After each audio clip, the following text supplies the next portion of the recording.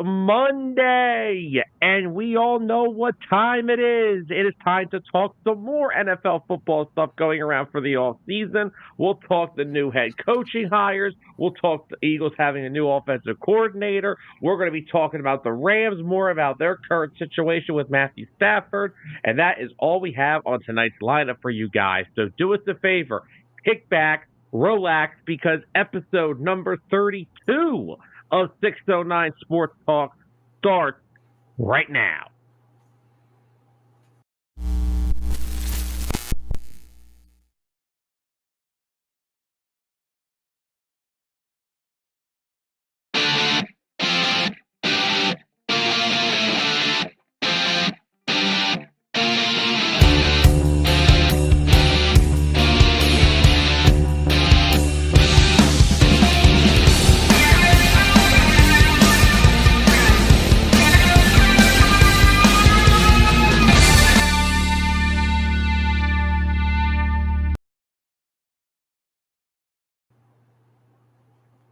Hi, and welcome in everybody back to another edition of 609 Sports Talk live here on Facebook and, of course, over on YouTube.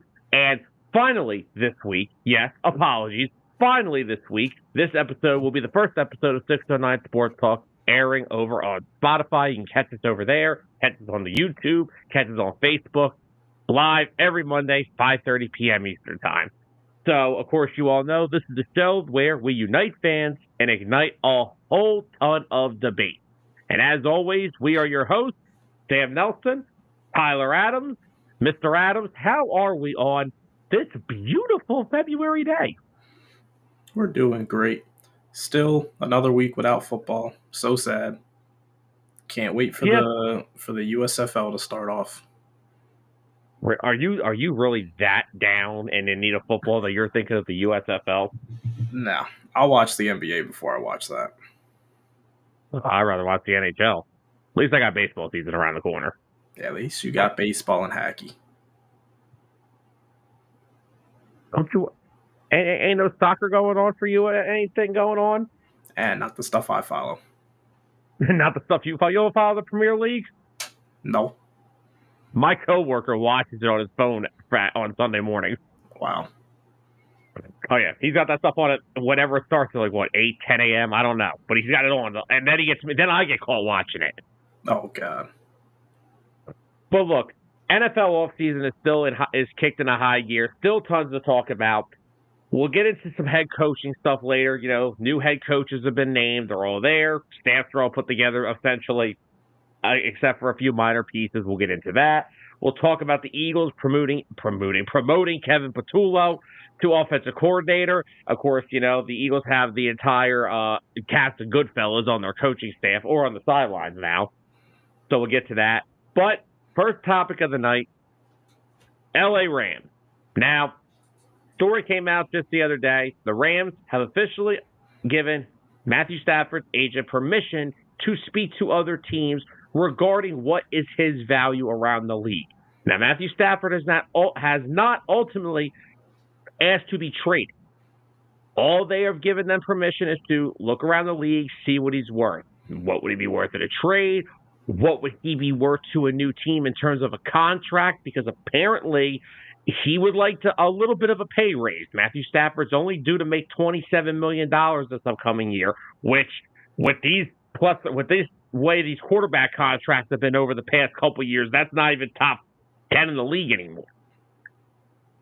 There's been some other things going on. You know, apparently the Rams are not too happy with some things that Matthew Stafford's wife has said. Apparently the Rams are also not happy that the Cooper Kupp stuff came out when it did. They want that to stay a little more private. I mean, I don't know what you want a player who is basically giving you all he can, and then you say we're going to trade you after we signed you because we sold our entire financial soul for one Super Bowl. I don't know what you want these players to do. I mean, it's expected for these guys to show gratitude, which that's all Cooper Kupp did, but apparently the Rams have had taken some issues with this stuff all becoming public.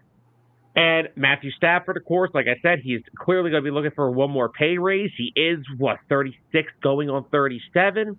Yeah. We've heard the possible rumors of the Giants possibly being involved, and some people have brought up the number 3 overall pick. For one, there's two sides to that I want to look at, but I'll talk about that in a second. But Tyler, I want to start off with you. I want to let you give us the answer to the question first. Is it a smart decision for the Rams to trade Matthew Stafford? That is a difficult question because there's multiple parts to it. On one hand, you got the Rams who really need to figure out their future and what they want to accomplish. Do they want to go into a full rebuild and have to draft a quarterback, maybe not even in this draft? They might have to wait till next year's draft. They might have a down year. It won't be the first time they've had down years. They had a down year after they won the Super Bowl. But I think it probably is time to part ways with Stafford, because unless if there is a good guy that they think they might be able to get in, like, let's say a third or fourth round, extend Stafford, give him a little bit of a pay raise to hang around for a couple more years, then they can develop that guy behind Stafford and hopefully have a future replacement. Kind of take the Green Bay Packer playbook a little bit. Like how they drafted Love behind Rodgers? Yep. Well, funny enough, Colin Cowherd, for some reason, keeps bringing this up on the herd. He keeps bringing up, what if they needed a bridge quarterback if they were to move Stafford? Would the name Aaron Rodgers make sense? And I, for one, if I'm the Rams, I wouldn't go near Aaron Rodgers with a 6,000-foot pole, because I think Aaron Rodgers is just that much of a pain in the you-know-what. So yeah, I don't want to see Rodgers on the Rams. I'd like Puka Nacua to be the best wide receiver in fantasy football next year. Yeah, I don't need Aaron Rodgers to not like how he runs a certain route and then needs Devontae Adams to be traded for 3 first-round picks again. Because that's where whoever brings up Aaron Rodgers is going to screw themselves over, because the guy doesn't go anywhere without Devontae Adams, essentially. So if I'm the Rams, I'm not doing that, because I'm trying to get off of money, not create more financial issues for myself. Yep. So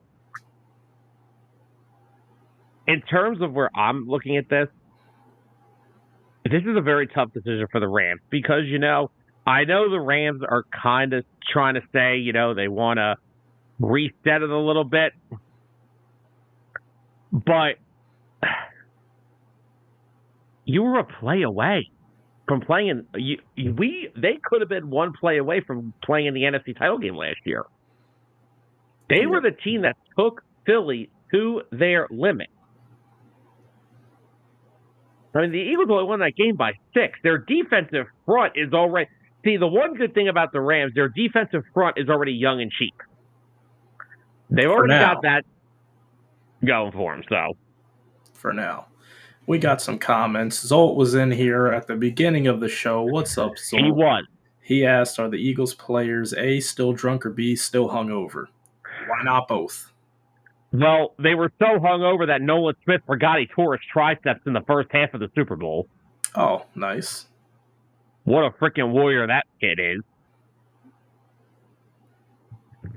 So then Zolt said, week without football, sir, the combine is this week. That is true. It doesn't stop. Zolt, I've been waiting to get to this comment. The combine each year just seems to be getting less and less important. And there seems to be a lot more focus on these combine warriors. Like, who can throw the ball the furthest? Doesn't really translate to being a starter. Sorry. Not only that. Cool. Fastest person in the draft isn't always the best person in the draft. John Ross. Hey, John Ross is a Super Bowl champion. You watch your mouth. No, Sam, you watch your mouth. That But blasphemy. not only that, you're already seeing all these reports coming out that like Shedeur Sanders isn't going to throw at the combine. None of these guys are going to work out. They're all going to wait till their pro days. Yeah. And that's The what a pro lot of days- players keep doing is like pro days have been becoming more and more important in these off-season, boot camps, whatever you want to call it, preparations for the draft. It seems like the combine is just turning into like almost like the Pro Bowl, where it's just getting watered down. It's just getting watered down. It's not as important. Like the real importance is these players' pro days that they go to. Yeah, well, that's probably a big reason why Shedeur Sanders doesn't want to throw at the combine because he can't throw to his best friend. But anyway, yeah, he looks a lot better with Travis Hunter catching the ball, don't he? The only thing he looks good for is when he's throwing the ball to Travis Hunter. But anyway, so Bruiser said, bravo to Philly for declining the White House visit. Yeah, I'm not really. I kind of expected them to not go. Yeah. Nor do I care. They didn't go in 2018 either. Mm-hmm. As Zolt said, the combine has become made for TV. I agree. And frankly, you want to see how good a player is, you should watch the tape. Yeah. If you want to know how good a college football player is, you get about, 20 weeks from the end of the summer till January to do it? Yeah. And that's just for one season. You could probably go watch a couple years of tape on some of these guys. Exactly. If I want to know a kid can play, I'll watch him on. But still, if I want to see a kid know if he can play, I'll watch him on Saturday. I don't care about the combine. I don't care what guys do in a shirt, a shorts, and a t-shirt running by cones and all, because the cones are trying to knock his block off. Mm-hmm. Exactly. I don't care about that stuff. We got our buddy Dalton in here for the 302 Birds. What's up, Dalton? What's up, Dalton? But yeah, I'm not a combine guy. I do my draft stuff after the combine. I watch my tape. I put my list together of guys I like. I put my list together of guys I don't like. That's how I do my draft stuff. Yeah, maybe we should do a special segment this year. Top 5 combine warriors who aren't going to make an impact. Wait a minute. Hold on.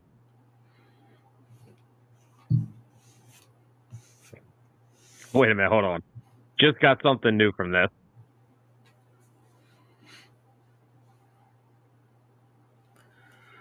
So for the all right. So hold on. Rappaport and Shefty just came out with tweets.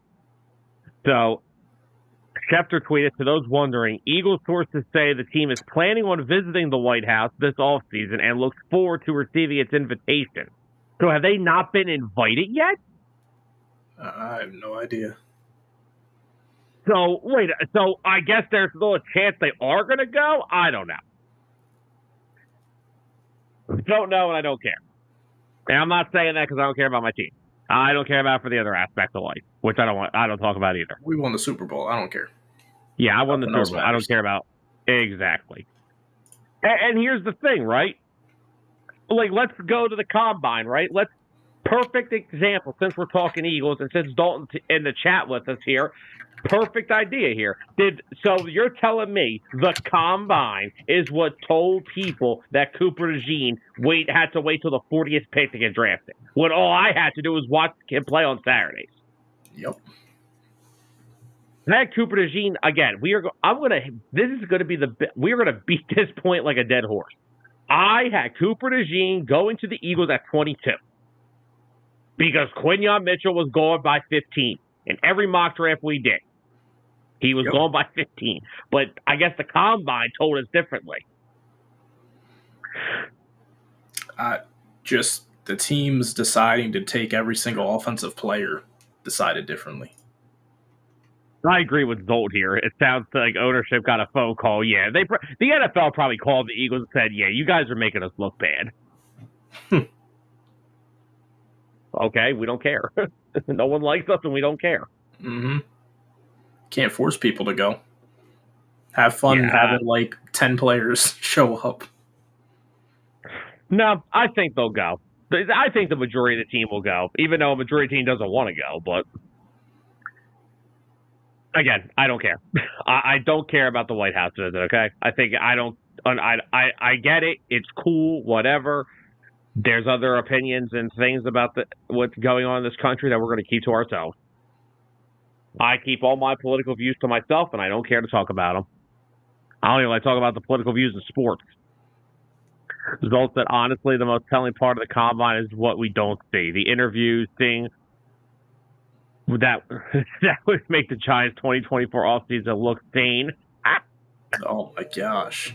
I would love to see every single interview. I hope the first guy they interview. So, all right, just say this, right? Say the Giants interview Ashton Genty at the combine, right? So, Ashton, do you have any questions for the Giants? Did y'all really let that boy go to Philly? That's if I was Ashton Genty, that'd be the first question I'd ask. Did y'all really let Saquon Barkley go to Philly?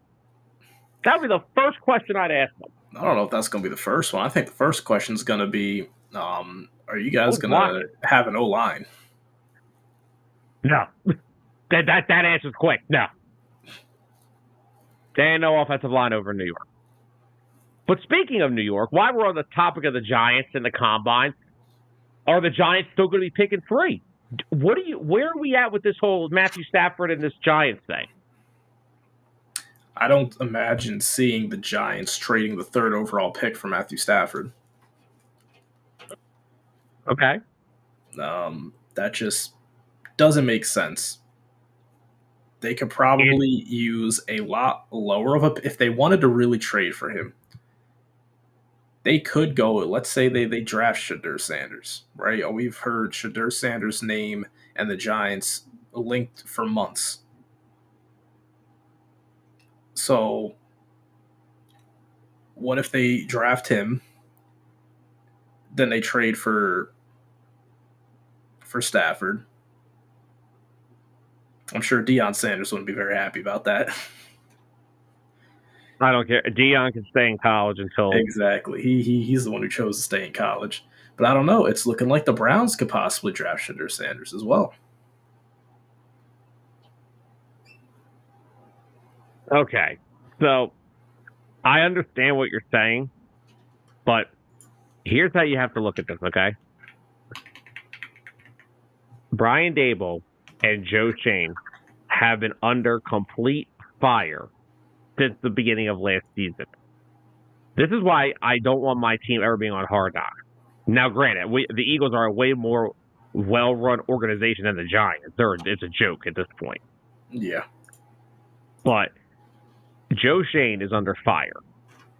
Brian Daboll is under fire. If they don't win this year, they're going to get fired. Their backs are literally against the crappy, cracked foundation wall of MetLife Stadium. They have run out of options. Do you really think they're going to take a quarterback they have to develop at the number 3 overall pick? Yes, because they're the Giants. If I have the opportunity to trade, I don't care how old he is. Now, don't get me wrong. I would not personally trade the number 3 overall pick in the draft for a 36, 37-year-old Matthew Stafford and expect it to be the Tom Brady to the Buccaneers and he goes to a Super Bowl and wins you one and gives you 3 chances to go to the playoffs. He already had his Tom Brady moment when he got traded from the Lions and won the Super Bowl with the Rams. I understand that. That's Matthew Stafford's peak. And Matthew Stafford's still playing really good football. He is. But that's again, they were a play away from possibly beating the Eagles in the playoffs. If Jalen Carter does not turn into a freak of nature on the final 2 plays of that game, we may be talking a whole nother scenario here. Jalen Carter essentially saved the season with that sack on Matthew Stafford. And then Stafford, who knows? If it's not snowing, who knows what happened? Now, granted, you can make the same case for the Eagles, and maybe they played a little bit better. But if you look at that last play, that could have been the game. That could have won the Rams the game.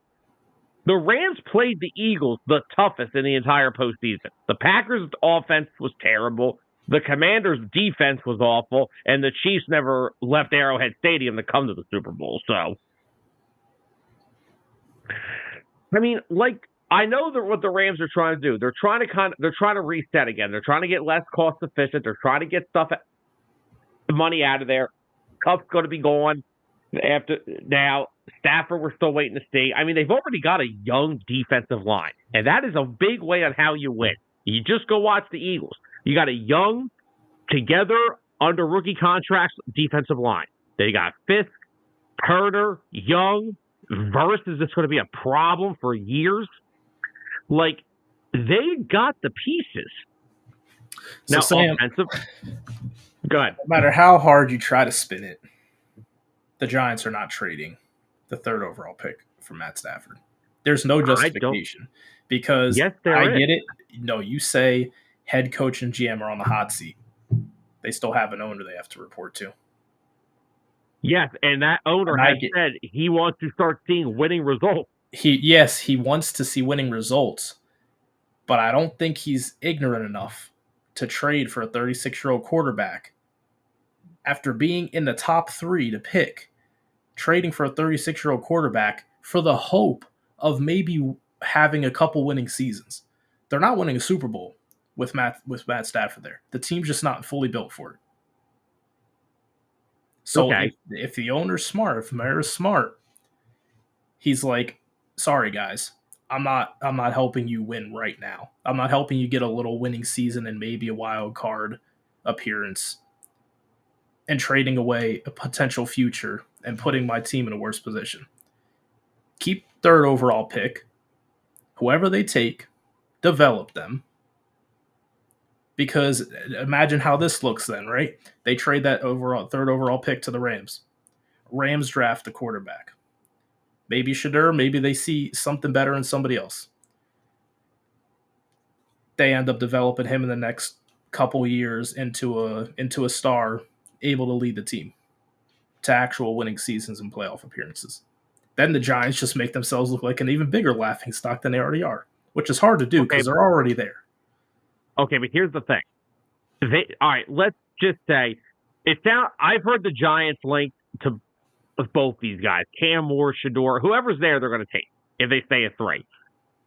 So if they draft one of them, the Giants are guaranteed probably. They're going to go maybe 6-11 at best, maybe.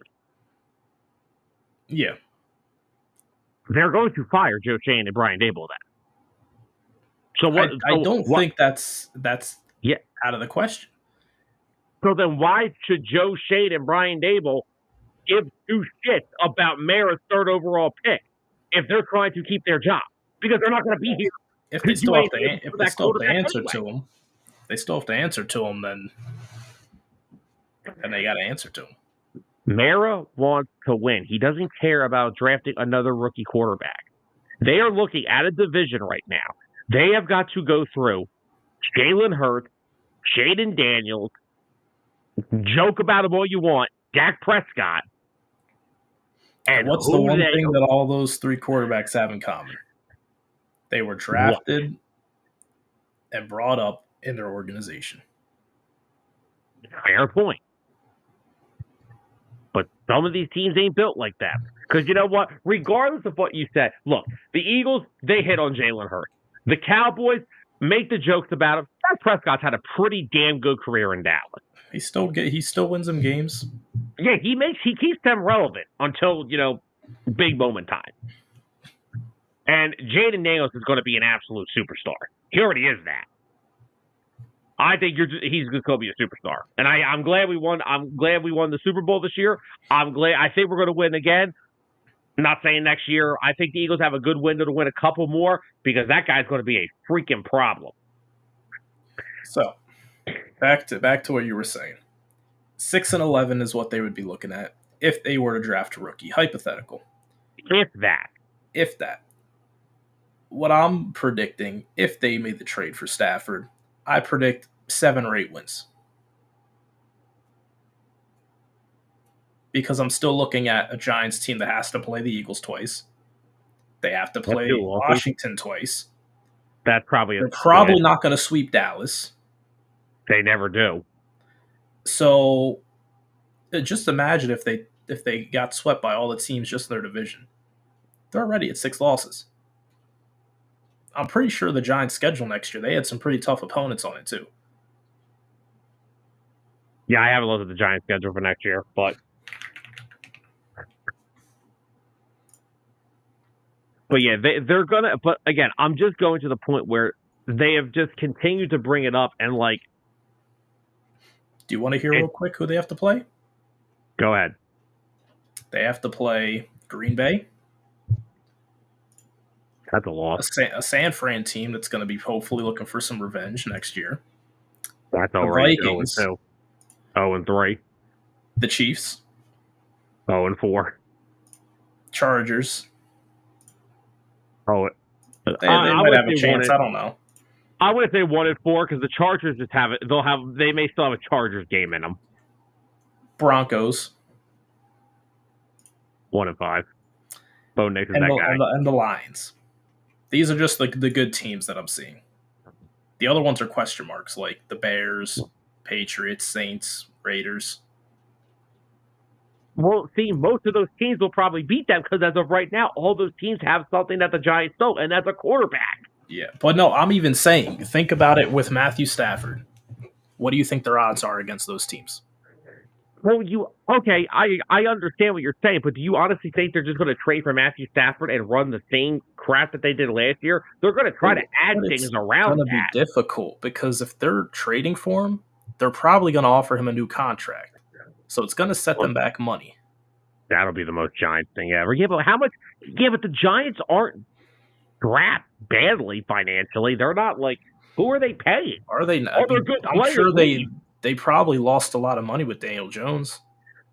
Okay, Daniel Jones. Well, who else are they paying? Outside of Brian Burns? I don't know. Well, when's what's his name? The O-lineman. When's his contract up? Did he get extended yet? Thomas just signed an extension last year, I think.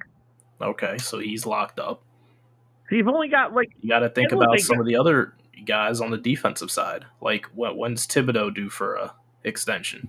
Probably a couple years down the road. But still, that's the point, though. The Giants right now have a lot of young players who they apparently still like. They have Tyler Nubin, the safety that they drafted last year, who I really liked coming out of that draft class.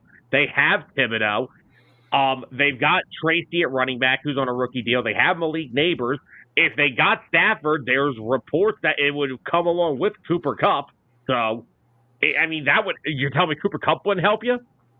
I'm not saying Cooper Kupp and Matthew Stafford are going to win the Giants a Super Bowl. I'm not saying that. But here's where I'm looking at. It seems like Matthew Stafford loves Puka Nacua a lot more than Cooper Kupp. It's like Andy when he got Buzz Lightyear. Cooper Kupp's Woody. Fair point. But I love Zolt's comment saying he doesn't see a Stafford trade happening anywhere. They're letting him see what the market is, so that he's happier accepting what they're offering, basically. Yeah, and that's what I'm saying. I don't see it honestly happening. Because realistically, the Rams aren't really in a position to trade away Stafford. They need to try to, just restructure the contract so it works out for both of them for a couple more years. Focus on trying to get a guy in the draft either late in this draft or wait till next year's draft. What the report was the Rams, what they were going to do is they were going to somebody said they would probably trade Stafford. If this were to happen, they would trade Stafford for number 3. And then they would trade number 3 to accumulate more draft capital for future years. They don't see the Rams.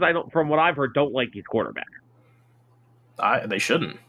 I don't think this year's the year for them to go for a guy.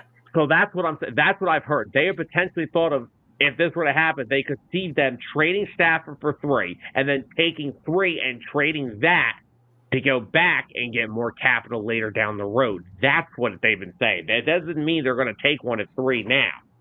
That's why you've been hearing about bridge quarterbacks, too. Like, they may look for a guy like Aaron Rodgers for 2 years. Good Lord, help us if that happens. Oh, man. Jimmy Garoppolo is going to be the next one. I would say Jimmy G. There, so hell. He's already cost one California team a chance to win the Super Bowl, so why not another? But what's up, Carol, our favorite Eagles fan of always? What's up, Carol? Matt's in here as well. What's up, Matt? Matt said differences. The Giants don't know how to develop players like the Eagles, Cowboys, and Commanders. Matt, they develop players. They just don't sign the players. Like Malik Neighbors is already thinking about going somewhere else. Mm-hmm. Zol, I have sat here for 3 days now thinking if there's any team that's going to give Sam Darnold anything north of $40 million a year, the Giants and the Raiders are the two teams I see doing it. I can see it too. And guess what? If that happens, Darnold's going to be seeing ghosts. They are a desperate team. The Giants are looking at teams in their division. Jalen Hurts is a Super Bowl champion. So what if would the Giants look for maybe Kirk Cousins? Oh my God. That actually is more of a Giants thing than signing Sam Darnold. And Zolt, to rebut your statement, Saquon Barkley came out of college, developed.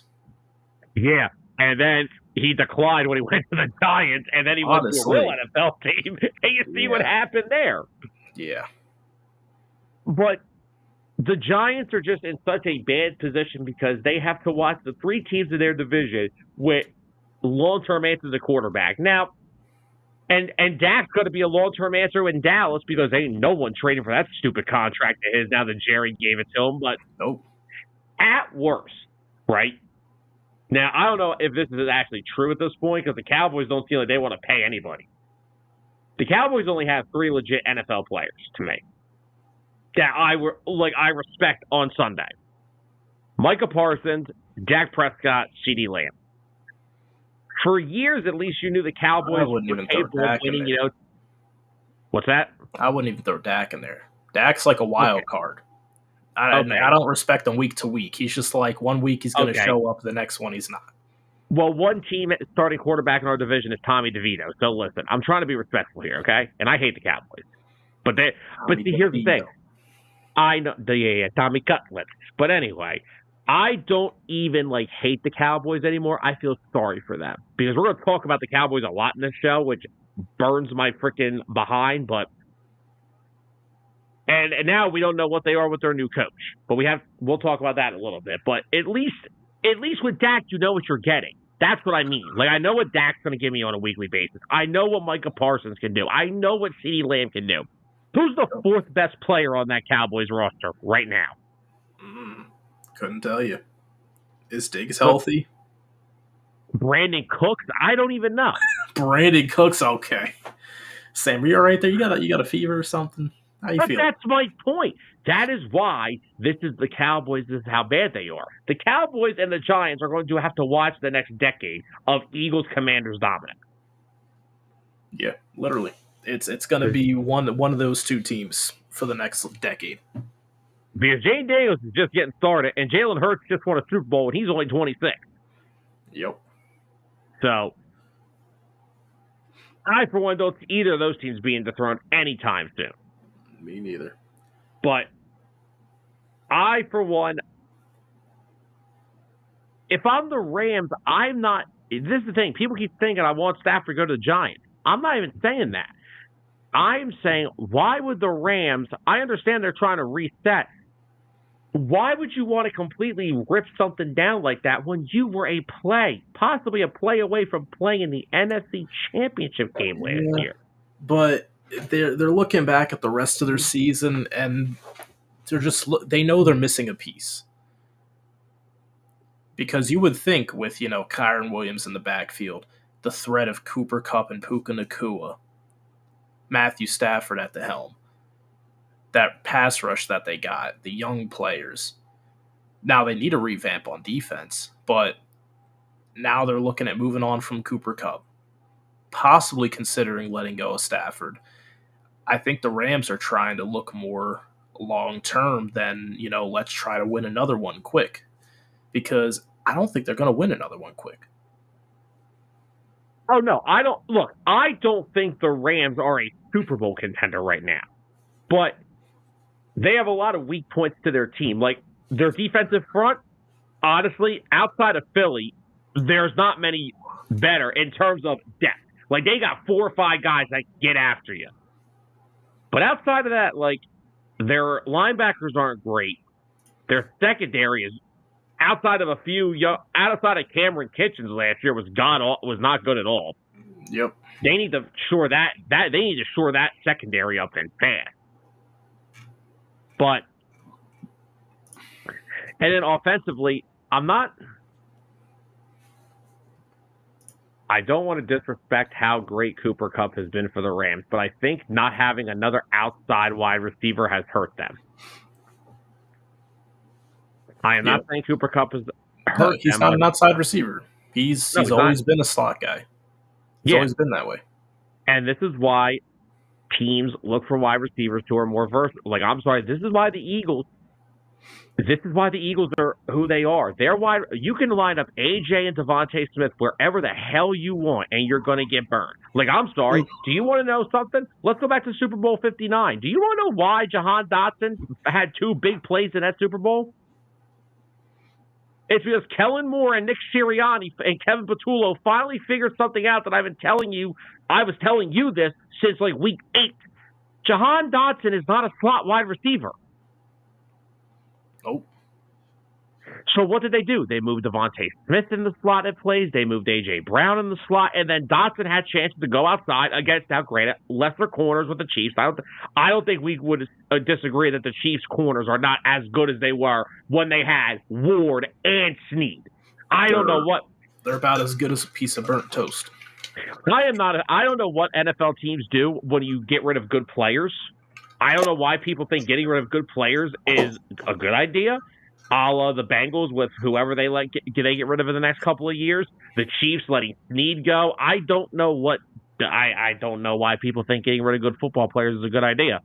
But Cooper Kupp is the opposite. He's a great slot wide receiver, yes, but he doesn't win on the outside enough. Like, they need another guy out there with Puka Nacua. Yeah.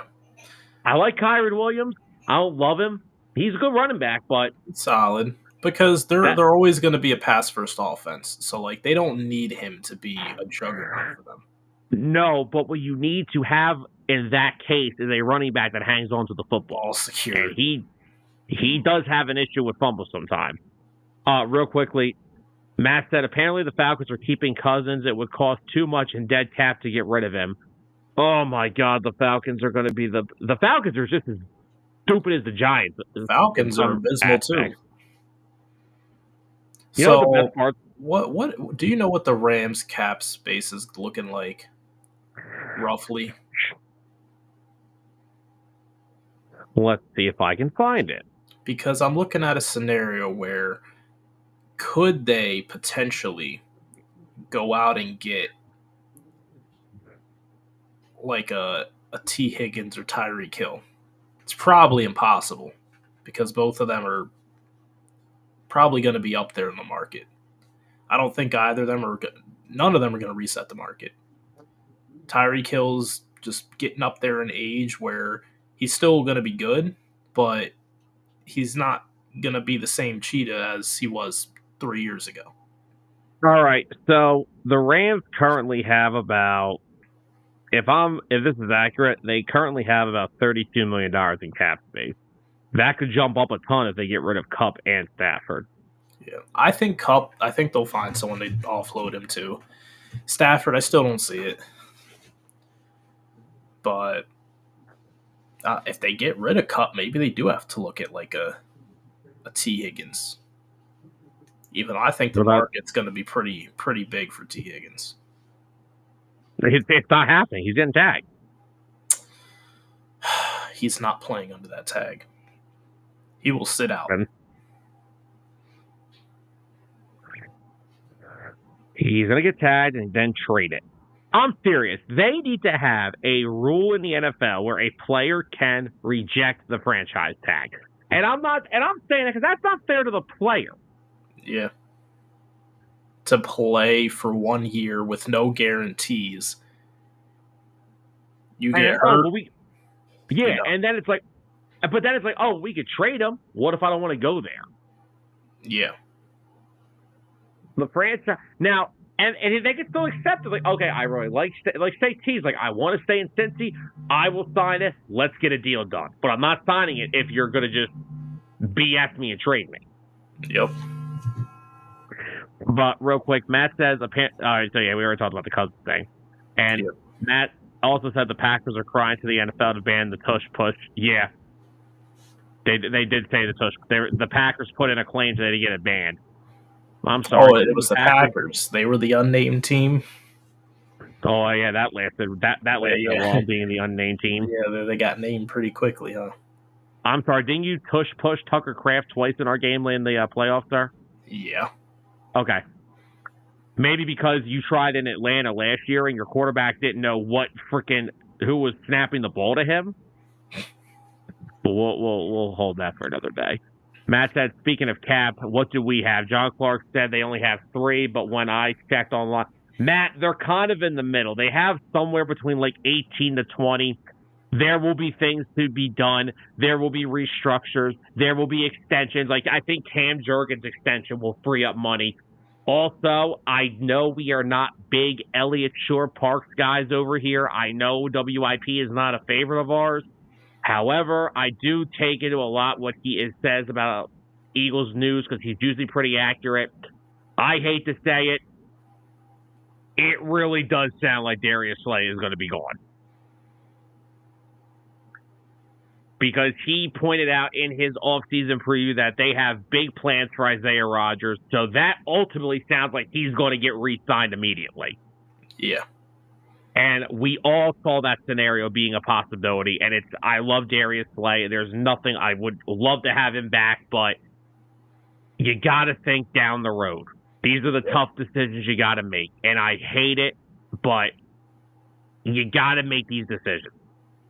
These are decisions you got to make. And I hate it, but now we have to wait and see, free agency. Oh, yeah, Matt, that's the other thing. The NFL salary cap's going up like $25 million. It's going up from $255 to, I think they said it's anywhere between $277 and $281 is where it's going to level off at. But the Eagles, they will have cap space. They're not going to have an abundance of cap space, but they'll have money. They'll get their guys paid. They're going to extend guys like Cam Jurgens. Stuff like that. All right, here we go. So, the Eagles are projected, this is from 5 days ago, to have around $21 million in cap space. And to save some of that money, they extend Jurgens, they extend or restructure Goddard, they post June 1st cut Bradbury, and then they restructure Lane. So, with all that, that would bring the cap to around $36 million. So they'll have money. Not to mention, they'll see what happens with Slay. Yep. So, we have to wait and see what happens with the Eagles cap space, but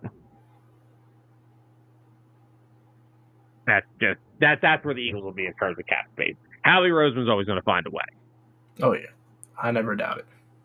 Yeah. So, I ain't worried about that. But circling back here to the Rams, they have a little bit of money, but they're trying to avoid themselves getting too strung out into cap hell. So, I think Kupp's 100% gone.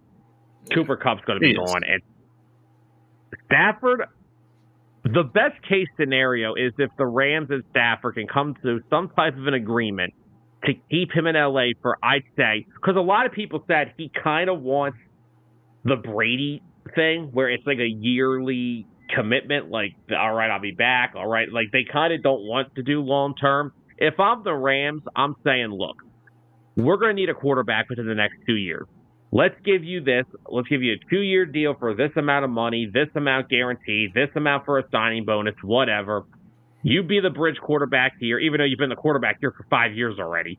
Be the quarterback here for 2 more years. We'll keep the weapons around you. We'll keep building up the defense with young players, and then we'll draft a quarterback when it's time.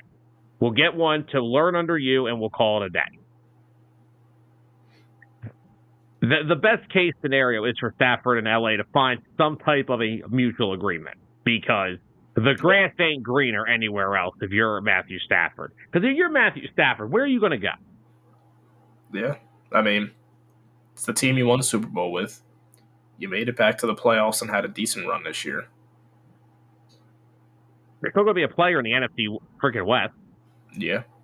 Because, I'm sorry, the Cardinals stink. Jonathan Gannon's probably an 0-5 start away from getting fired.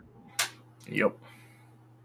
The Seahawks, as long as they've got, I don't know how much Geno Smith moves that needle. Not much. He keeps them like middle of the pack, but nothing more than that. Matthew Stafford's the best quarterback in that division. Brock Purdy's got the better team around him, but Matthew Stafford's the best quarterback in that division. So, all right, so you're going to be competing next year with a more healthy Niners team. Okay, let's see what happens. The best case is for Stafford just to stay. Yeah. Results said it makes too much sense for Stafford to stay, and it makes too much sense for the Rams to keep him. I agree. And Anthony said Matt Stafford is the hottest QB in the free agent market. Yeah, and he's not even a free agent. That's what people think of Sam Darnold, Kador Sanders, and Cam Ward. They'd rather trade for Matthew Stafford. Yeah. And don't forget Russell Wilson, too. Yeah, I think Russell Wilson's been long gone. I think Broncos country wrote. I think Russ is already a Raider. It's just unofficial yet. I agree. I don't see a scenario where he's not a Raider. I really don't. He's going to get an office next to Pete Carroll. Oh my God! Why? Why must we go with the Pete Carroll stuff? I agree though. I think Russ is going to be a Raider. I mean, not terrible. I mean, they got some decent weapons. You know, they got Jacoby Myers, Brock Bowers. They got Mayer, the other tight end. They got some solid pieces on offense. They need another wide receiver and a running back, but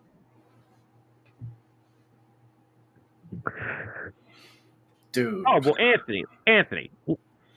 I agree with him. Let's look at something. You're Matthew Stafford. You come to the Rams, who we could agree the Rams were one of the best rosters in the NFL in 2021 before they made the trade. They trade for you. You come in your first year in that system. You win a Super Bowl. Now, you're sitting there, and now I get it. $27 million is not chump change, and I am not one to be feeling sorry for millionaire athletes. I don't feel sorry for these guys. I don't feel sorry when a guy says, I want $12 million because I'm only making $8. I'm sorry, I make $30,000 a year. I don't want to hear it, okay? I don't care. I live an average life. I don't want to hear people complain that $8 million isn't enough money, okay? I don't want to hear that. But anyway, here's where I'm at with this. If I'm Matthew Stafford and I'm like, wait a minute, I've won a Super Bowl. I'm easily one of the best quarterbacks over the past decade and a half. And I'm sorry, I'm making almost $30 million less than Trevor Lawrence? In what world would I not be annoyed by that? So I agree with them on that. But, again, that's where him and the Rams have to come to some type of a meet-in-the-middle mutual ground. Is that $50 million a year? I don't think the Rams are going to get him 50. Not at his age. No, he's not getting 50. I wouldn't even see the Giants trading and extending him for 50 a year. Oh, I do. It's the Giants. They just got burned by Daniel Jones, which is their own fault completely. They should have known what they were getting into with Daniel Jones, and they still paid him. All right, so here's the result saying with Stafford. He wants guaranteed money. He doesn't have any left. So that's the big key with Stafford, guaranteed money on this deal. So what I'm hearing is they could restructure him, work in some more guaranteed money, and he might be happy. Because how long is the rest of his contract? Do we know when it expires? No, you want to try to go pull it up real quick? See if we can find it? I can find.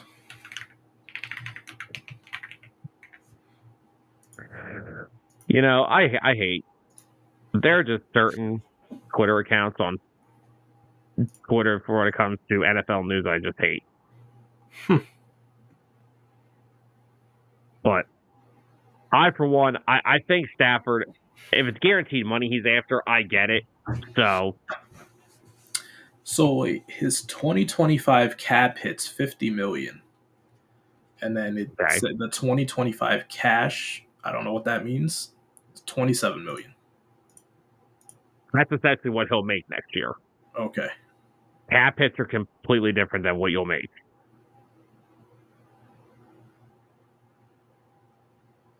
So there's not much. When he signed his contract, it was an annual salary of 40 million. Okay. But this year he's slated to make 27. Yeah. So he would be an unrestricted free agent in 2027. All right, so he's got two more years left on his deal. Yeah, he has 2 more years left on his deal. All right, so I'm assuming, like I said, they'll come up with some type of mutual agreement. Yeah. And I don't think it's going to be $50 million a year. I'm thinking maybe something around 40, 45 maybe. I think they work out something around, probably 45. Because, if his original contract extension with them was about 40 million a year, then yeah, I can kind of see it. I can see them working out something. Fair enough. All right. Well, we've been talking about Matthew Stafford, the Combine, the Rams so far. Want to move into some head coaching hires? Yes, sir. Figure we'll give our opinions on all of them, and we'll just throw a quick grade out for them. So, we had, 7 head coaching openings get filled over the past few weeks? Yeah. If I'm not mistaken, I have the list here. All right, here we go. Let me see. 1, 2, 3, 4, 5. Yep, 7 exactly. All right. So, hello, Georgie. What's up, buddy? Good friend over at the Dueling Aces podcast. Well, let's talk head coaching hires. So, just to run these off to everybody real quick, Mike Vrabel is now the new head coach of the Patriots. I know Brian Schottenheimer is the new head coach of the Cowboys. Aaron Glenn is the new head coach of the New York Jets. Ben Johnson, of course, is the new head coach of the Bears. Liam Cohen is the new head coach in Jacksonville. I'm actually already giving them an F for this because they hired Shane Waldron to be their pass game coordinator today. We saw how that worked in Chicago. Pete Carroll is the new head coach of the Raiders, and Kellen Moore is the new head coach in New Orleans. So Tyler, I figure we'll just start from the top and move on down. What do we want to give our opinions on Mike Vrabel to the Patriots? I think it's a solid move. I think it's one that, some people expected. The worst kept secret in the history of sports. Yeah, basically. I think Vrabel had a lot of success down in Tennessee. So I think with these younger quarterbacks there, I think they have potential. Maybe not this year, but probably the year following. They'll probably be able to try to make up some ground in the AFC East. Well, for me, I love the hire. I think it's the second best head coaching hire of the cycle behind Ben Johnson. And we'll talk about Ben Johnson in a minute. But Georgie's having a rough day, he said. He just punched out from work, and he has to work 9 p.m. to 5 a.m. tomorrow morning. It's going to be a fun time for a 24-hour wind-up. Oh, boy. Personally, I think, in my opinion, Vrabel kind of overachieved a little in Tennessee, which is what I think makes him a great hire. I mean, they were the 1 seed with Ryan Tannehill. Yeah, Ryan Tannehill. But they did have Derrick Henry. Yeah. And then the Titans started to get rid of everybody. Yep. Now, the Pats are going to have I think they're going to have the most cap space in the NFL. They're going to have over like 100. They're going to have like close to over $100 million to spend. And I can see Mike Vrabel. I know they're going to go spend some defense. Oh yeah, this comment. I agree. I hate what they did to Gerard Mayo. I'm so happy that Gerard Mayo did the classy thing and he made sure that they didn't get the number 1 seed. Oh yeah, they don't deserve that number 1 overall pick. Yep. They don't deserve that. I absolutely love what Mayo did. Now, Vrabel, it's just they're trying to get back to what we call the Patriot way. Even though the Patriot way, in my opinion, went to Tampa Bay for 3 years and then retired. Yeah. But they're trying to get back to those days. They got a quarterback who they seem to like on a rookie contract, and I like him. I like Drake May. I like what he brings to the table. The Bills game in Buffalo last year is what sold me. He played really well, kept that game close. They're going to go out and get him some weapons. They got to fix that offensive line. Their offensive line is awful. They need to work on their defense. They're going to have money to spend. Vrabel's going to make sure that defense is going to be at least in the upper echelon of the NFL because that's his calling. I just hate the fact that Josh McDaniels is back with the damn Patriots again.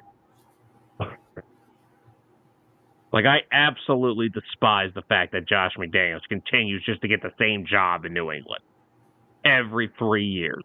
So now, what's going to happen? Brian Dable's going to get fired. McDaniels is going to go to the Giants. He's going to suck for 3 years. The Eagles are going to kill them for 3 more years, and he'll be back in New England in 6. I'm fine. Fine with that. I don't understand this stuff at all. But, no, I like the hire. I think the Vrabel hire is a very, very good one. I think they're going to be in good shape. Not sure where they'll be at year 1. Got to see how free agency and the draft turns out. Who do they get with? They're picking 4th, right? Yes, 4th. Well, I mean, who are they taking? They're not taking a quarterback. Their biggest needs, offensive line, anywhere on the offensive line, wide receiver, edge rusher, quarterback. Basically, because they don't got much depth in their secondary room. You know what I hate? This hurts me so bad. Oh my gosh. Abdul Carter's getting drafted by them. Not only that, I keep hearing they are the leading favorites for Milton Williams. Oh my gosh, they're going to draft Abdul Carter and sign Milton Williams. Well, they're going to need a defensive tackle. They don't know the long-term health with Christian Barmore now with these blood clots, so they don't know if he'll be able to play. But I don't want Abdul Carter and Milton Williams in New England. I want him here. I want him here. But, so yeah, I like the Vrabel hire. I love his coaching staff. McDaniels, I know we're making the jokes about him. He's a good offensive coordinator. They brought over the Williams, the Lions D-line coach, to be their defensive coordinator. Vrabel's going to be Vrabel's going to have his hand in the honey jar when it comes to defensive calls anyway. So I'm going to give the Vrabel hire, I'm going to give it an A. It could have been an A+, but they hired Josh McDaniels again, so. I give it an A-. Okay, fair enough. Moving on to the next one. Wait, is this important? No, it's not. Moving on. Cowboys, Brian Schottenheimer. Yes, the head coach who got settled for. No, he didn't get settled. He was the first choice because he's the first guy that'll say, yes, Master Jerry. You know what? You might be right. That's the exact reason why this happened. It wasn't Jerry's first choice. He was just the first guy that agreed to it. Well, yeah, maybe because you chose to move on from Mike McCarthy about 2 weeks after the hiring process started and everybody else got their head coach? Yep. Yeah, because they didn't know if they wanted to get rid of McCarthy. I mean, I don't know. I don't even know how to grade this at all. Go Cowboys. See you in third place in the division again. Can't, unless the Giants trade for Stafford. They might tie for third if the Giants sign Stafford. The Cowboys and Giants are going to go 7. They're going to go 7-9-1 because they're going to tie each other on opening day next year when they play each other for the 12th time in a row. Oh my gosh! I don't really know what Schottenheimer is. He was apparently one of the hottest coordinator candidates a decade ago. He's since then has just been in Dallas this whole time, I guess. The Cowboys roster stinks. They have no money. They don't want to spend any money. You can't see out of one side of their stadium. I don't even know what Schottenheimer did. Apparently he was the offensive coordinator in Dallas last year. He didn't call plays, I'll tell you that much. But great. Your new head coach is an offensive-minded coach who didn't even get to call plays as an OC. Great hire. This is an F. This is the tip. This is what Jerry wanted. I give it a big old D for Dallas. Okay, fair enough. But yeah, I don't know what Brian Schottenheimer does. Jerry wanted a yes man. McCarthy wasn't going to be that. It's done. Oh God. Damn it, Zolt. Oh Brian Schottenheimer brought Jerry his Metamucil one morning and ended up the head. So he's Jerry's caretaker. So that's why Jerry thought he could trust in him to take care of the team. Essentially, yeah. But now it's tracking. This is such a bad hire. And I feel so bad. Do you feel bad? Because I don't feel bad about this one. I don't either. I feel bad for Micah Parsons because I'm a Penn State fan. I won't feel bad once he's a free agent and the Eagles have a little extra money to spend in free agency in a couple years. What's your thoughts on somebody saying to him, focus more on football other than podcasting? You know what I'd say to that? You and Jason Kelsey.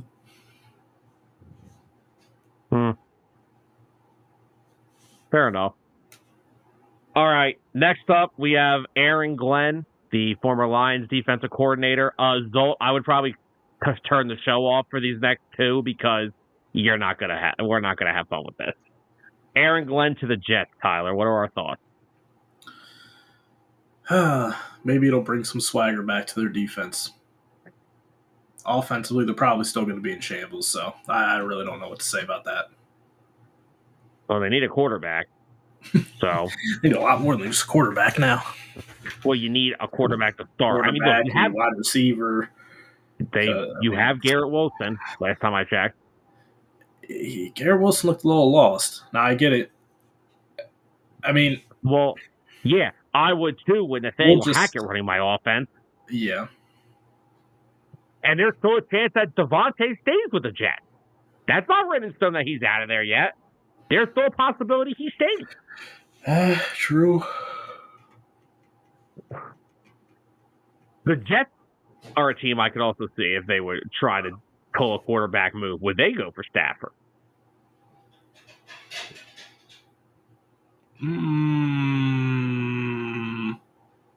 No. They're bringing Darnold back. Zolt said it's fine. We in Detroit have moved on to the acceptance stage of grief. First off, I'm happy that Aaron Glenn was not scrutinized and didn't get a job because of what happened late in the season in Detroit. And none of that was his fault. What did you want him to do?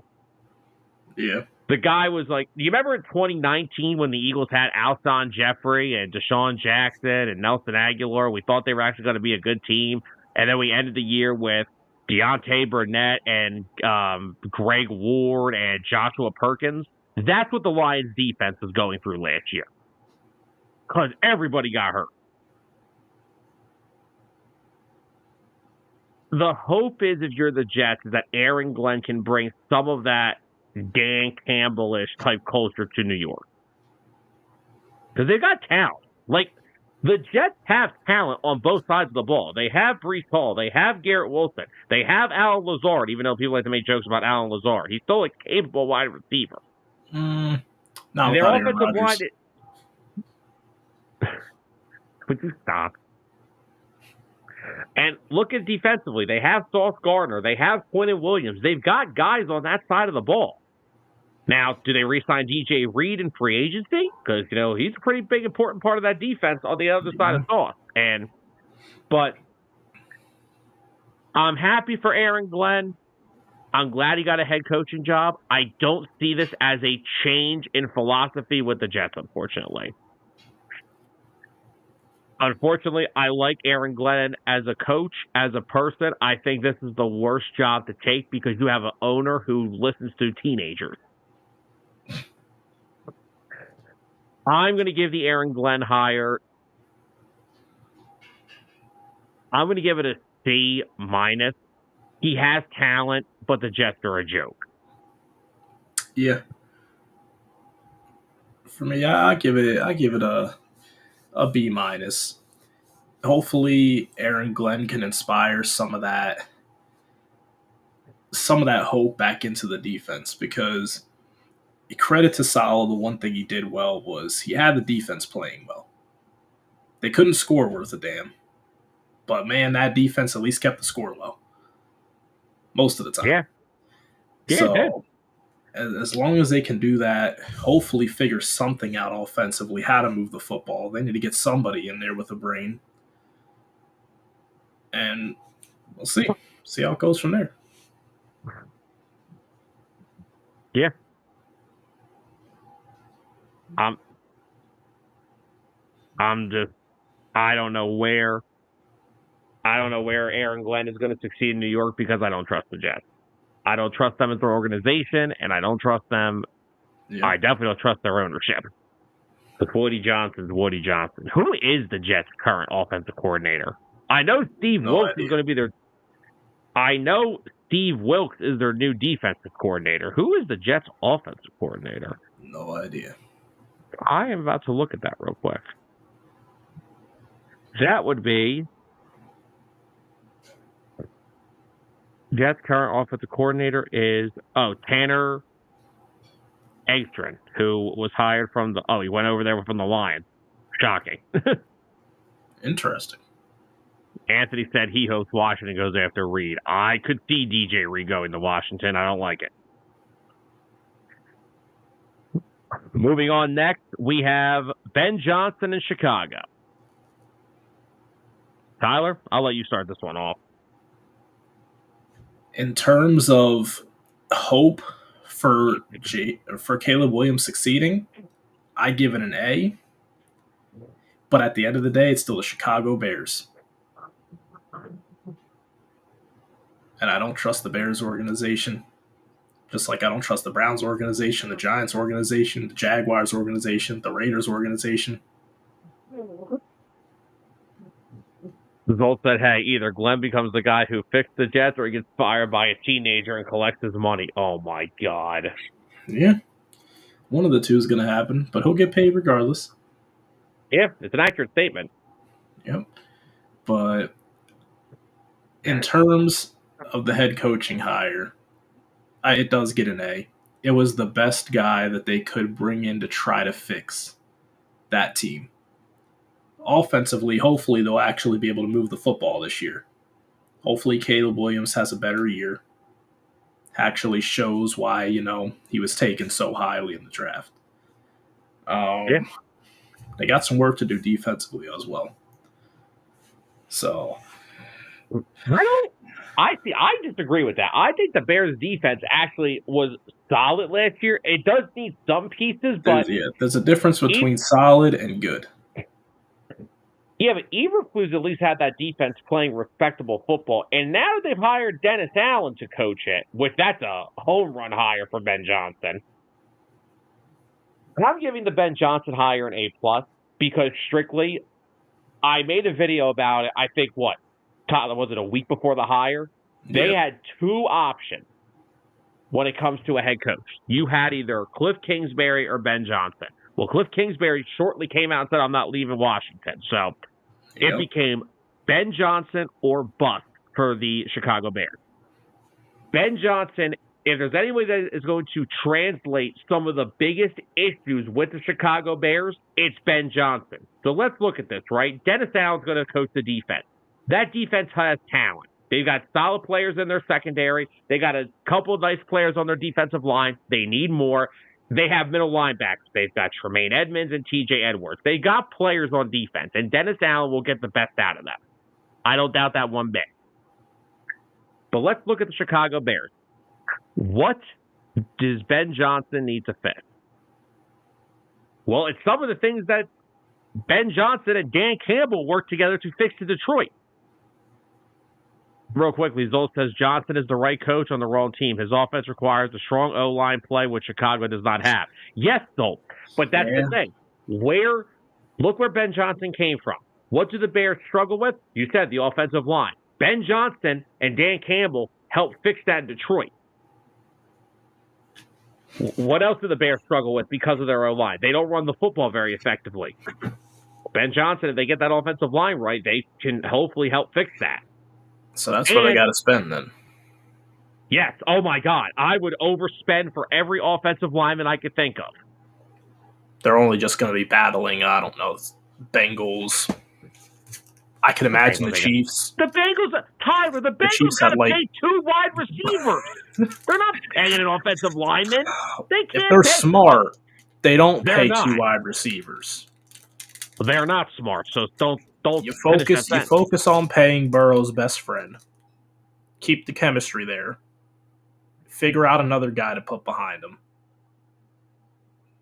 And try to save some money. Don't franchise tag T. Higgins. Let him go. Let the man go.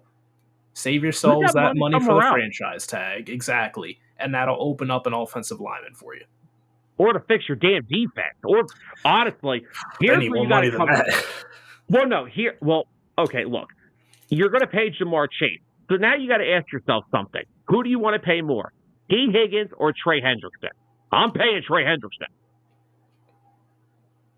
But no, Zolt's right. Because with Ben Johnson's offense, they want to have you beat before the snap. They want to have that you ready to go, and they want to have that defense beat before the snap. Their pre-snap stuff is what makes their offense special.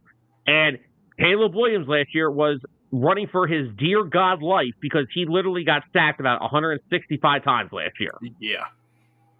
The first thing, and it's not like they don't have talent offensively. I like DJ Moore. I like Roma Dunze. I like Cole Kmet. And I like DeAndre Swift to kind of, I'm not comparing the two. I think Swift could be a poor version of how they use Jahmyr Gibbs. I compare him more to Montgomery. Even though Montgomery's a stronger runner, but I mean, you're comparing how much have we seen Swift as a pass catcher? Like, I know he can catch, but like it's not as. I'm not counting what he did in Philadelphia because Brian Johnson hated him. That's true too. I'm just saying, if I'm comparing Swift, I'm not comparing him to a power back. That's what David Montgomery is. He's the Thunder, Gibbs is the Lightning. Now, could Roscoe Johnson be that guy? Maybe. I'm not sure yet. Steve, buddy, how you doing? Not at the moment. But that's how I look at it. I'm not saying Swift is Jahmyr Gibbs. Jahmyr Gibbs is a freaking special player, but that's how I'm saying I'm viewing Swift. I'm not viewing Swift as the power back. I'm viewing him as the shifty speedster. So, could he, if they can get a combination of running backs in there, could that help? Yes. But Zolt's right. This whole thing starts, they have to fix the offensive line, and it may require 4 or 5 moves in one offseason. Because Caleb Williams will not be able to run Ben Johnson's offense without a strong offensive line. And it doesn't just need to be... Now, like, could I see Ben Johnson bringing Kevin Zeitler to Chicago with him? Because Zeitler was on a 1-year deal with Detroit? Absolutely. Okay. Bring a guy in who's familiar with the offense, who can help teach younger offensive linemen the system, to teach free agent guys the system. And I don't think it's going to happen. I think he'll ultimately stay in Philly. I could see the Bears being in play for Mekhi Becton. Or are they going to go out and give Trey Smith a big contract in Kansas City? They need to be all over offensive linemen in free agency. You don't need much else. They have the weapons on offense. I get rid of Keenan Allen. I don't think he's necessarily useful right now. You have a Dunze and DJ. Later in the year, he turned into Caleb Williams' safety blanket. He got a lot of targets from him. Yeah, because he runs the shortest route away from the offensive line that was making him run for his life. Hey, man. Well, I'm saying there might be something to look into there. Oh, I don't disagree. And DJ Moore's the guy that they want to put. They'll put the ball in his hands. I could see them using DJ Moore kind of like Jameson Williams. Yeah. And then so that would make like a Dunze like a poor man's Amon-Ra in terms of how until he can develop. He could one day maybe be in the same category as Amon-Ra, but he's not there yet. I think a lot. I think Amon-Ra is really devalued around the league. But no, the first thing that starts with Ben Johnson's offense is you need to have a top-tier offensive line, and they ain't got that. They got to fix that, and they got to fix that quick. Yep. But I'm going to give the Ben Johnson hire an A+ because it was literally either him or Cliff Kingsbury, and they made the right call. So let's see. The Bears pick 10th in the draft. That's probably right where an offensive lineman should be. Yeah, they could probably dip in, grab a rookie from the draft, like you said, maybe bring over Zeitler, and then boom, you might only need to get like maybe one or two other pieces. Yeah, because at least you got something to work with. Yeah, because maybe there's guys on the current team that you can develop. Who knows? Yeah, I mean their whole O-line isn't garbage. It's just the really important positions are terrible. Yeah, because their left guard Tevin Jenkins, he's kind of like wishy-washy. I think he's one piece that they probably could end up keeping, but everyone else, no. They took out of Tennessee a couple years ago, like high kid out of Tennessee. Let me try to see Darnell Wright. Yeah, I'm looking at it right now. He's a tackle. Yeah, maybe they could try to get his career resurrected again, but he hasn't turned out great since being drafted. Ben Johnson's got a lot of work to do with that O-line. Oh, that was just last year's draft. He was taken 10th. So maybe he's just a guy who he wasn't ready right away. Who's developing under Matt Eberflus's lead? Exactly. So that could be another guy. You might have something there. Jeez, he was just a top 10 pick in last year's draft. I mean, might as well. So, and apparently Tevin Jenkins did play really well for them last year. I just think it's literally everything else they need to revamp. Probably the whole right side of the line and center. That's what needs to be revamped. Oh, absolutely. And I'll tell you now, you're going to have – that's the first position of the draft offensive line-wise you look for because teams do not let centers leave. Nope. They do Jason Kelce never had a chance to leave. Cam Jurgens will be extended before legal tampering starts. Yeah. Creed Humphrey with the Chiefs, he's never going. He ain't going. No, he just got extended a few. What was it, last year? He ain't going anywhere. Last year, Teams don't let centers walk out the door. Everything else, maybe. Yeah. Tackles, even some tackles get let go. But the Bears, it all starts with the O-line. But I am going to give Ben Johnson an A+ because of what he did in Detroit with that offense, because of what he did for Jared Goff, and I think will be able to do that for Caleb Williams too. Get the football out quick, design plays just so he doesn't have to hold the ball too long. I like the potential here. I still have hope for Caleb Williams. I don't know about if he's Jaden Daniels level, but he's got hope. There is hope for Caleb Williams. He's got something to prove. Oh, absolutely. And if Ben Johnson can't unlock it, nobody will. It's over at that point. No. All right, 3 more. Let's move down these real quick. Next one, Liam Cohen in Jacksonville. Duval, everybody. Duval. God, you thought first off, you thought Nick Sirianni's press conference was bad. Oh my God. What's that? Well, hey, that may mean something. Maybe Liam Cohen will be a good head coach. Maybe. Yeah, I don't know. I don't know how I feel about that one. I don't know much about Liam Cohen. I'm going to give it a B- strictly because he has been the quarterback coach in Tampa and what he has done for Baker Mayfield. They can only hope that they get that out of Trevor Lawrence. Well, if there's somebody that can take a former number 1 overall pick and resurrect his career, Liam Cohen has done that. Yeah, if they can, because that is great.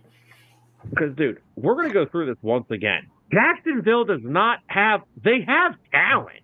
Like, the Jags have talent. I don't think there's a lot of a disagreement there, but if you just look at them, Trevor Lawrence will be back. At running back, you could make a poor man's duo with Tank Bigsby and Travis Etienne if Etienne remembers how to play football. Yep. Wide receiver, please cut Gabe Davis. Hopefully Evan Ingram comes back healthy. Christian Kirk, I may look to move off from and get another wide receiver. You have Brian Thomas. That kid's a stud. He can play. So you got your number 1. O-line could use a little bit of a work. It's not terrible, but it's not great. And defensively, Eric Armstead, Josh Allen, Trayvon Walker on your defensive line. That's not terrible. You look at linebackers, Devin Lloyd, who's still a pretty solid damn linebacker. Tyson Campbell in their secondary, Andrew Sisko, Ronald Darby still there. Oh, my God. I think Ronald Darby might be a free agent. Okay. Darnell Savage is in that secondary as well. Zolt just said that Liam Cohen is the second coming of Adam Gase. I think I've heard it all. But I like the hire with the theme. Doug Pearson clearly was not the head coach for that job. I don't know if I honestly will question forever now if Doug Pearson was ever really that good of a head coach. Yeah, or if he was just a product of his coordinators. Because they were never the same after 2017. We were never the same team. Now, granted, I think the whole disconnect with Wentz had a lot to play into that. They had to change the offense up for him. He didn't want to run the offense that him and Nick were running because of what happened. I think a lot of other things happened here besides that, but I'm going to give this a B-. It's not the sexiest hire in the world. I like you, do not know too much about Liam Cohen, but I will say it was actually a B+ till I saw they hired Shane Waldron this afternoon. But anyway, I will say he is a big reason that Baker Mayfield resurrected his career. And if there's anybody that needs resurrection in their career, it's Trevor Lawrence. So I'll give it a B-. He's a younger coach to go with a younger quarterback. I like the combination. Not saying it's going to pan out, but I like the hire where it's coming from. Well, if it doesn't work out, maybe they can sign Daniel Jones and they can develop him and try and resurrect him. I'm a religious man. I can't say what I want to say. But anyway. All right, last 2. We got Pete Carroll and the Raiders. Tyler, what are you thinking about this one? I'm going to give this one a B. I think this is probably the best head coach hire that the Raiders have done in the last... How many years am I going back now? Jesus. McDaniels, Pierce, Gruden. I can't even remember the last good Raiders head coach there was. So that right there, they're a long way from. It's hard to find a good pass rusher these days. Oh my God, I'm gonna be starting with that. Even though the rumors swirl of Max Crosby every now and again. So I still give it a B. I think Pete Carroll, he brings a lot of experience and some championship DNA to the team. They have a lot more to work out than just hiring a head coach, though. They don't know who's going to start under quarterback. I don't think it's O'Connell. What's his name? Yeah, it's Aiden O'Connell, Gardner Minshew. It's not going to be Gardner Minshew. They're not going back to him. Desmond Ridder. Desmond Ridder needs to go back to the Cincinnati Wildcats. And yeah, so pretty much if it's not Aiden O'Connell who's going to underperform for them, they got to go out and get a guy. And I'm pretty sure that guy's going to be Russell Wilson. Oh, no. I know who they're going to get a guy, all right. He's a free agent. He was only under a 1-year deal. This is finally the year that Chip Kelly gets Marcus Mariota. Oh, my God, Sam. This is finally the year that Chip Kelly gets Marcus Mariota on his NFL roster. This is what Chip Kelly's been waiting for his whole life. To have Marcus Mariota on his team. I unfortunately am agreeing with Zolt. They have their temp hire. I like Pete Carroll. I've always liked Pete Carroll. I'm giving this a C+ because I don't even know. I like it for the Raiders because I think after all the crap they've been going through, they need an adult in the room. But the problem is, if I'm Pete Carroll, why the HE double hockey sticks did I take this job? I have no quarterback. I'm a defensive-minded head coach. I have no defense. Why on earth would I take this job? Oh, and I have an owner who's a blithering idiot at this point. And I like it for the Raiders, but you're right. They're going to probably sign Russell Wilson. They have no run game. I don't know. It's not that I don't like Pete. I don't like the Raiders. Their organization's a joke. Yeah. They got a lot to fix before I could say it's a good hire. I do like the fact I like Chip as the OC. I mean, Chip's been in the NFL before. It's been a while, but we'll see how that works. Yeah, we'll see. Anthony, that's an understatement. They don't have a running back to have a run game. Yeah. So I'm going to unfortunately have to give this a C+. Because I don't know what the Raiders really do for Pete at this point in his career. I really don't. I agree. Just for curiosity, the Raiders running back room currently sits as Amir Abdullah, Chris Holier, I don't even know who that is, Dylan Lobb, I don't know who this guy is, Alexander Madison, something by the name of Sincere McCormick. The Raiders lost in last year's running back shakeup. They let Jacobs walk instead of extending him. They got stuck with Alexander Madison, who had a decent year with the Vikings. Not even good, decent. And then they said, okay, this is going to be our guy. We're letting Josh Jacobs walk. And look what happened. I don't. The Raiders just always seem to be on the short end of the stick. They never win in anything. No. They always take a loss. I've never seen a team. I've never seen an organization ran the way the Raiders are. Beautiful new stadium out in Las Vegas, and yet they can't get players to want to play for them. Nope. I don't know. That's why I'm giving the Pete Carroll a low higher, because I just don't. I don't see what it does for them. Now, let's move on to the last one. Kellen Moore to the Saints. Ah, yes, Kellen Moore. Now, my grading has nothing to do with Kellen Moore. Just want that to be stated starting off. I give this a C-.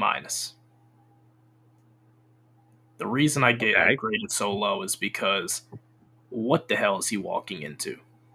I feel like he is in prime territory to be scapegoated after 2 years. I agree. If he makes it that far.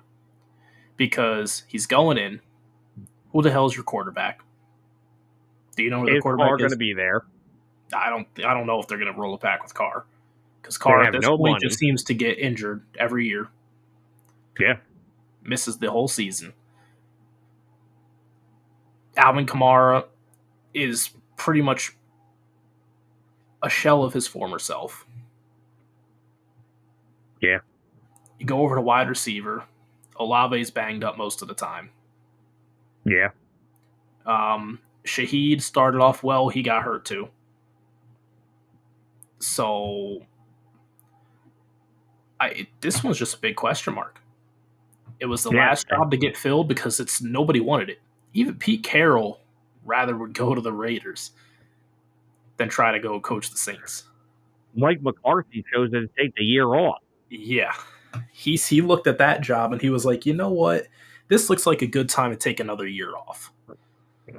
And I mean, Zolt says it here. It's the most interesting one to him. He has no clue what's going to happen. Yeah, and honestly, Anthony, I hate to say it, I think so. I think Kellen has thought he should have been a head coach years ago, and I think that's why he took this job. And look, I am not to fault somebody for getting a promotion. I'm not more money. I'm not one. Yeah, like I'm extremely happy that he got the recognition and that he is a head coach. George, Chris Olave, hold on. George, Chris Olave runs more routes than Michael Thomas did already in his NFL career. Now Olave might stay healthier if he starts running 1,000 slants a season. Not with them concussions, he won't. Oh yeah, true. But so that's my reasoning for the grading so low. If we're grading just the coach, I give it an A. But the situation that he's being put into, C-. I agree. I'm gonna give it a C. Kellen's a rookie head coach. He's been a play caller, yes, but I kind of also don't like the fact that he is bringing along, not only is he a rookie head coach, I'll give Nick Sirianni credit. When he came here, he brought in Shane Steichen, a proven OC. When Doug came here, he brought in Frank Reich, a proven OC. He brought Doug Nussmeier, who's never been, I don't believe he's been an offensive coordinator before. I don't think so. Oh, and then, by the way, do we saw who his defensive coordinator is, right? Who is it? Brandon Staley. Oh my God, I forgot. How funny is this, right? Brandon Staley brought Kellen Moore over to be his offensive coordinator his last year in LA with the Chargers, and now it's the other way around. I'm just happy because it didn't lose Christian Parker leaving the Eagles. But I like Kellen as an offensive coordinator. I will love him forever. He won us the Super Bowl. I think with a healthy unit, if they brought Carr back and he's healthy with Kamara, with Shaheed, with Olave, they could be something. Their defense is going to stink because it has Brandon Staley coaching it. So that's already there. Yeah. But, again, the Saints have no money. They haven't really been drafting well as of lately. Nope. I'm going to give it a C because I don't know. I'm afraid he's going to get scapegoated, and it would annoy me. I think it's going to happen. I'm hoping he makes it through the first year.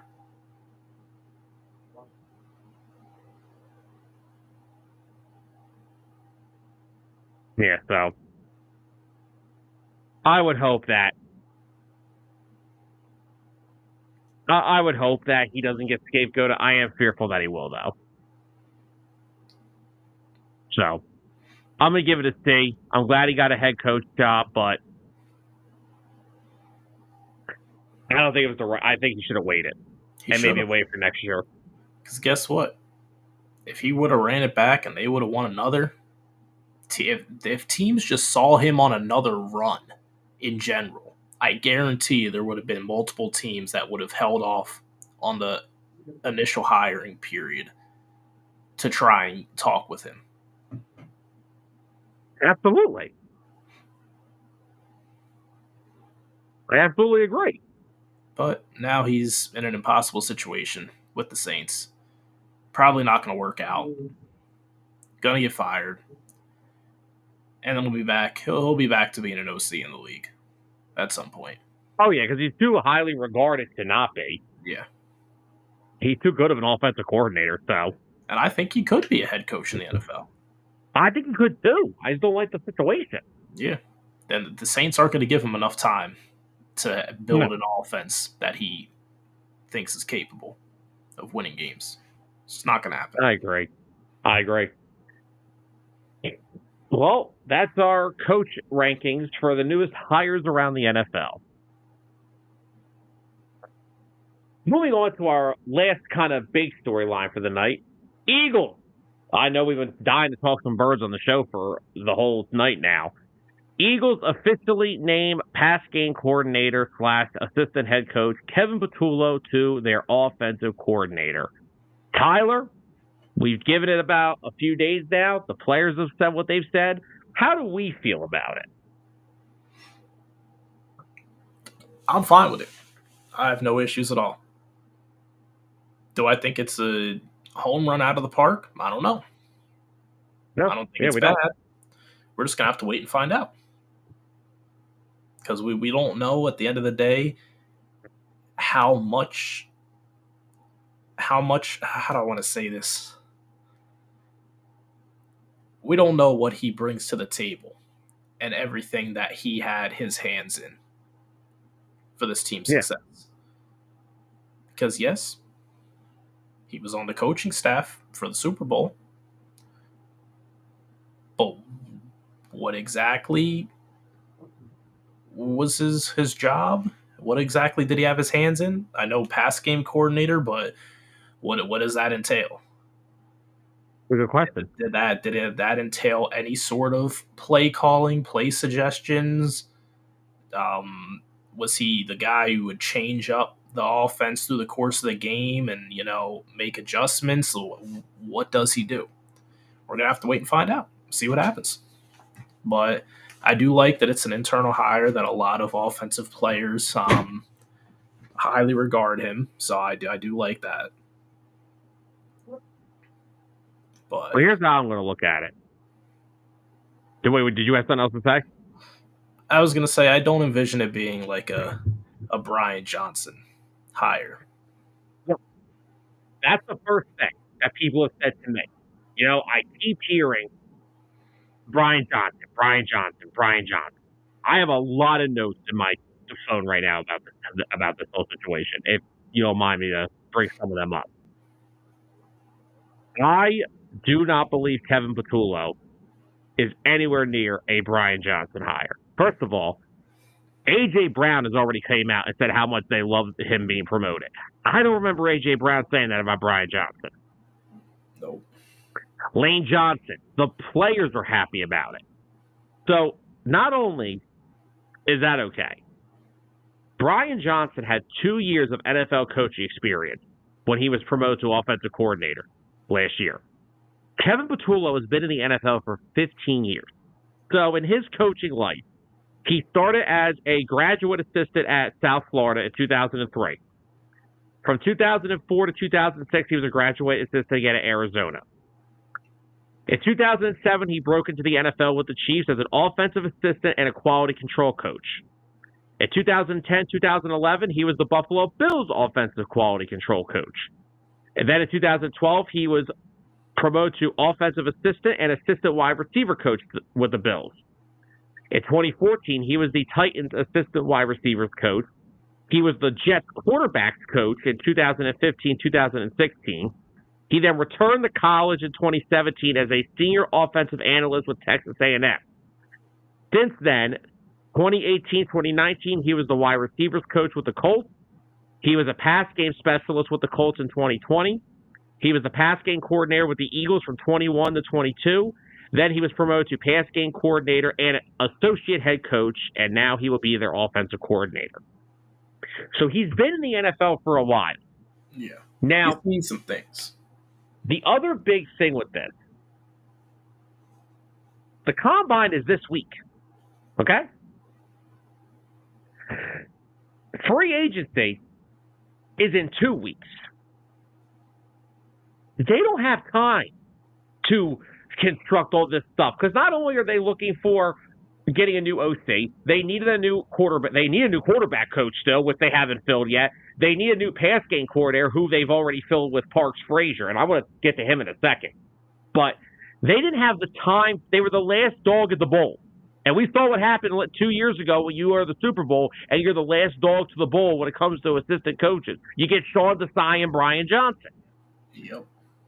Kevin Patullo has gotten more praise over the past week of being promoted by the players than I ever remember Brian Johnson getting. Yeah. The players like him. He's been Nick Sirianni's right-hand man from day one. And for the people saying, well, why not give him the job last year instead of Kellen Moore? Because after what happened with Brian Johnson, you need to establish something.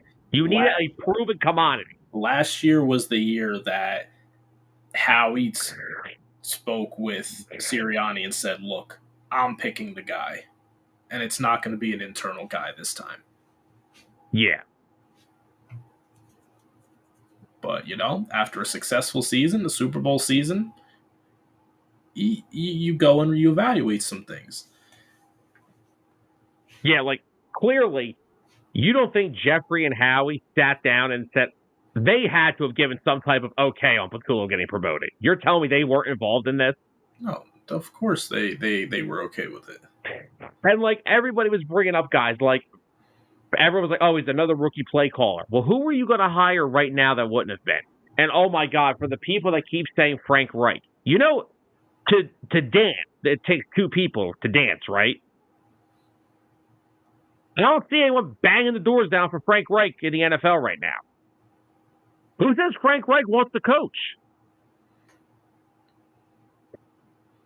Yeah. So, you don't know if he wants to. This is this is the right decision for where they were. They just won the Super Bowl. 2.5 weeks ago? Literally 2.5 weeks ago, maybe? Yeah, a little under 2 weeks ago. I don't care who the offensive coordinator is on February 24th. Talk to me next season about that. Yep. But the players like it. He's got 15 years of NFL coaching experience, way more than Brian Johnson. I like the hire. We get to move on from it. And now we get to focus on the offseason. Because like I said, the offseason for them is short because they had to play up until February. Yep. They had to get this settled. Now, I will say, from what people have been saying, if Patullo doesn't work, look out for Parks Frazier, their new pass game coordinator, to be a hot name for that next year if something goes south. Now, Parks Frazier worked this past year. He worked under Mike McDaniel with the Dolphins as something with their pass game. But he's only 33 years old. He's a very young, rising assistant coach. Now, he did serve as the Colts interim offensive coordinator ironically, when Frank Reich got fired and they promoted Jeff Saturday, which was still the greatest 8 games of my life to watch Jeff Saturday coach. But in those 8 games that Parks Frazier was the OC, they averaged 400 yards a game. Really? So Parks Frazier may be somebody that we may want to keep his name around in our heads for future jobs with the Eagles in case Patullo doesn't work out or in case Patullo gets hired away. So Now they still have to look for a quarterback coach. I thought the favorite for that could have been Alex Van Pelt, he was the OC last year in New England, but the Ravens plucked him today on their coaching staff. So, of course, still looking for a quarterback coach. I've heard Frank Reich's name again for that. I've heard Mike McCoy, the old Chargers head coach, who Nick Sirianni also worked under. It sounds like they want a veteran guy, like Nussmeier was. They want an adult player in that. Hey, if Frank Reich wanted to get his feet wet again in coaching, I think a QB coach job would be perfect for him if he wants it. I'd be open to it because it's another smart mind in the room that can help.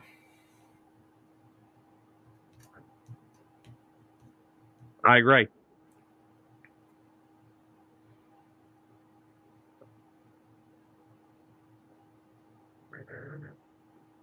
So, who knows? Maybe Patullo works out because I'm going to warn you, everyone now.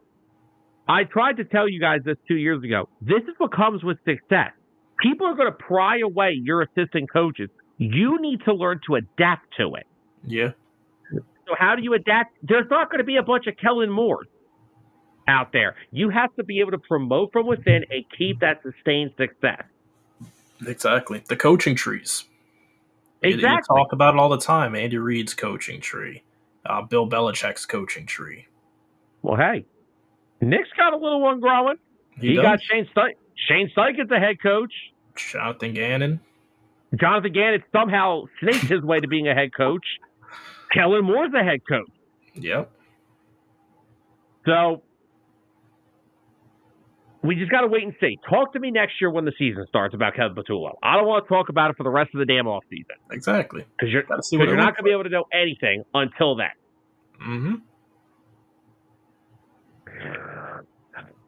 But anywho, one last little bit of business for the night. Zack Martin, Cowboys' future Hall of Fame guard, announced his retirement at 34 years old, ending what is, without a doubt, a first ballot Hall of Fame career. Yeah. He was I believe, let me just make sure I have this right. He was a 9-time All-Pro, 7 times first team, twice second team. If you voted him second team, you're an idiot. And he was a 7-time, he was a 9-time Pro Bowler and a 7-time first team All-Pro. He had more Pro Bowls than he had holding calls in his career. Easily one of the best interior offensive linemen of our time. So, I would just like to say congratulations to Zack Martin on what was a very successful career. And hope retirement is good to you. He gave the Eagles fits for years, and it got on my nerves.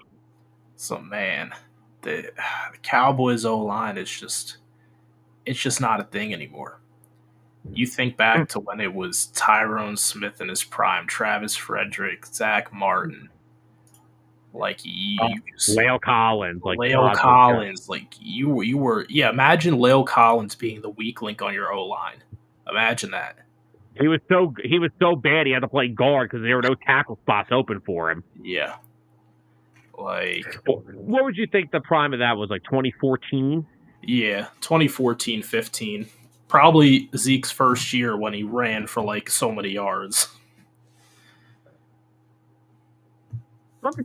Just for curiosity. Well, let me just go back to the 2014 Cowboys roster real quick. 12-4 that year. Oh, we're a long way from that. They should have contended for a Super Bowl, but they're the Cowboys, so that's the only problem with that.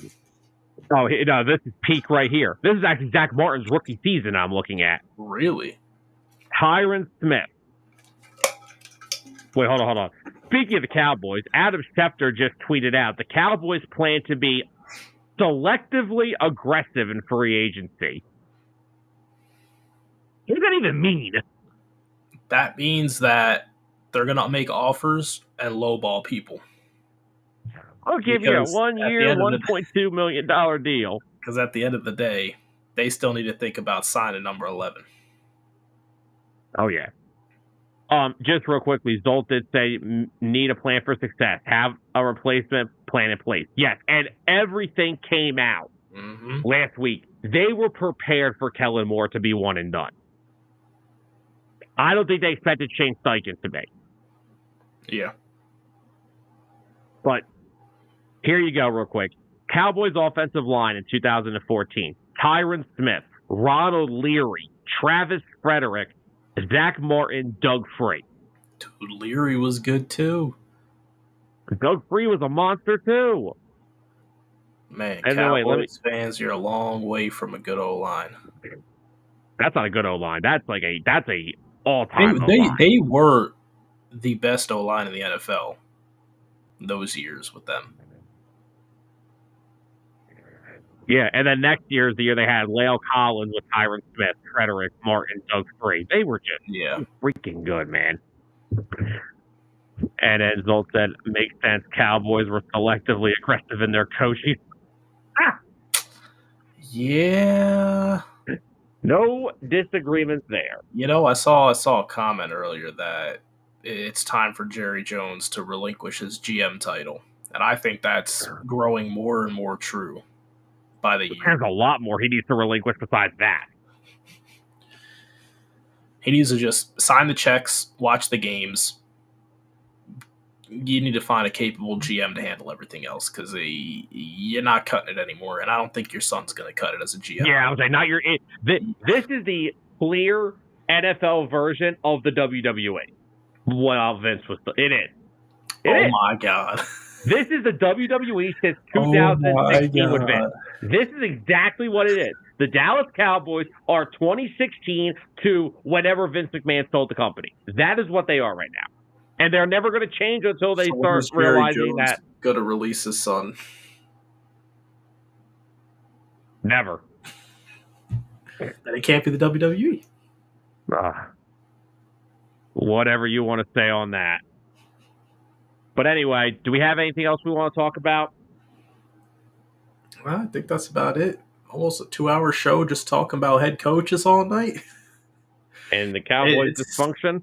It's been one of the bigger years of head coaching shifts. Oh, yeah. A lot of bigger names, too. A lot of vacancies, a lot of big names. Absolutely. A lot of question marks coming into this next season. Yep, and the free agency period is 2 weeks away. Oh, yeah.